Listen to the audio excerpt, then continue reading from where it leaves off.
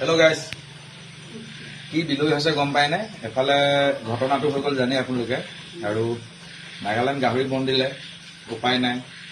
বিলাহী খেতি কৰিছিলোঁ, বিলাহী আজি কেইটকা কেজি? আজি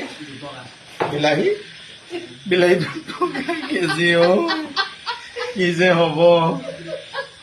এইটোৱে বিলাহী আপোনাৰ 23 কেজিকে থাকে। এইটো বিলাহী আপোনাৰ 23 কেজিকে থাকে। আপোনাৰ হ'ব কিমান হ'ব? 46। এই চাওকচোন, 1 কেজি বিলাহী নাপায় 46 টকাত। 1 টেৰ দিবলগীয়া হৈছে। কি গতি, অৱস্থা কি হৈছে! দৰৱ মাৰি মাৰি পাগলী হৈ গৈছো মই, কৈছো নহয়।